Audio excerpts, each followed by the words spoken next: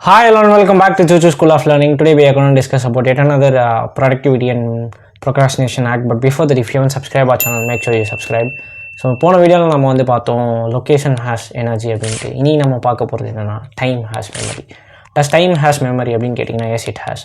So நீங்கள் வந்து ஏதாவது ஒரு விஷயத்த பண்ணச்சே வந்து அந்த விஷயம் நீங்கள் ரெகுலராக பண்ண போய் உங்களுக்கு வந்து ஞாபகம் வரும் பேசிக்காக. ஸோ ஃபார் எக்ஸாம்பிள் சொல்லணும் அப்படின்னா நீங்கள் வந்து டெய்லி ஒரு டைமில் கரெக்டாக சாப்பிடுவீங்க அப்படின்னா அந்த டைமில் வந்து உங்களுக்கு தானாக பசி வரும், நீங்கள் சாப்பாடை தேடி போவீங்க.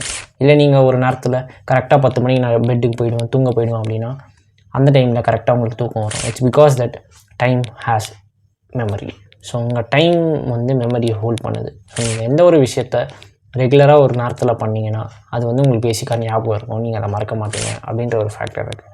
அதை தாண்டி வந்து ப்ரொடக்டிவிட்டி வைஸ் பார்க்கச்சு நீங்கள் வந்து ஒரு வேலையை வந்து ரெகுலராக ஒரே டைமில் பண்ணச்சு அதுக்கான ஸ்கில்ஸ் அண்ட் இன்சைட்ஸ் நீங்கள் உங்கள் உடம்புலேருந்து வர்றது வந்து அதிக லெவலில் இருக்கும் அப்படின்றத வந்து சொல்கிறாங்க. ஸோ நீங்கள் நார்மலாக ஒரு வேலையை மாற்றி எப்போ தோணுதோ அப்போ பண்ணாமல் ஒரே டைமில் இன்றைக்கி நான் இந்த டைமில் இந்த ஸ்லாட்டில் நான் டெய்லி பண்ணுவேன் இந்த விஷயத்த அப்படின்னு ஃப்ரேம் பண்ணி அதை பண்ணச்சே வந்து உங்கள் ஆட்டோமைசேஷனோ சரி ஆட்டோ பைலட் மோடில் இருக்க மாட்டீங்க. நீங்கள் ரொம்ப ஃபோக்கஸ்டு டீப் ஃபோக்கஸ் மோட்லேயோ இல்லை ஹைப்பர் ஃபோக்கஸ் மோட்லேயோ நீங்கள் இருப்பீங்க.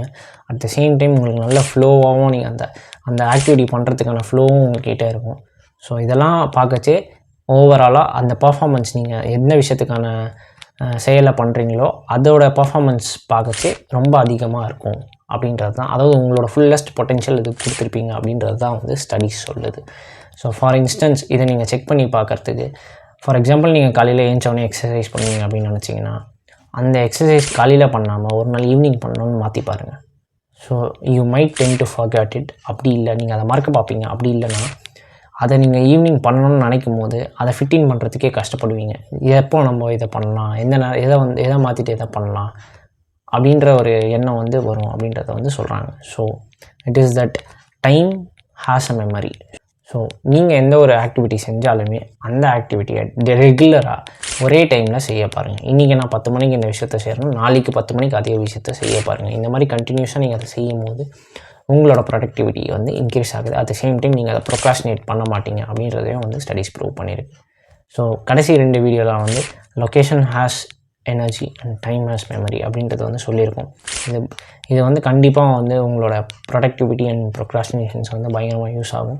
நீங்கள் வந்து இதை பெரிய சேஞ்சஸ் பண்ணணும், உங்கள் டு டூ லிஸ்ட்டை சேஞ்ச் பண்ணணும், இல்லை நீங்கள் இந்த ஆக்டிவிட்டி பண்ணணும் அப்படின்றதெல்லாம் எதுவுமே கிடையாது. நீங்கள் தினசரி செய்கிற வேலையை வந்து ஒரே இடத்துல ஒரே நேரத்தில் செய்ய பாருங்கள். அட் தி சேம் டைம் ஒரே இடத்துல உட்காந்து எல்லா வேலையும் அங்கேயே செய்யாதீங்க அப்படின்றது தான் வந்து சொல்ல வரோம். ஸோ ஒவ்வொரு வேலைக்கு ஒவ்வொரு இடமும் எல்லா வேலைக்கும் வந்து அந்தந்த டைம், அதாவது இந்த வேலை நான் இந்த நேரத்தில் இங்கே செய்வேன் அப்படின்றத வந்து ப்ரிப்பேர் பண்ணி வச்சுக்கோங்க. அதில் வந்து ரெகுலராக பண்ண பாருங்கள். அப்படி பண்ணச்சே வந்து உங்கள் ப்ரொடக்டிவிட்டி இன்க்ரீஸ் ஆகணும் அப்படின்றது தான் வந்து கடைசி 2 வீடியோலேருந்து நம்ம சொல்ல வரோம். So until next time, this is Ashwin from Chuchu School of Learning. Thank you for listening.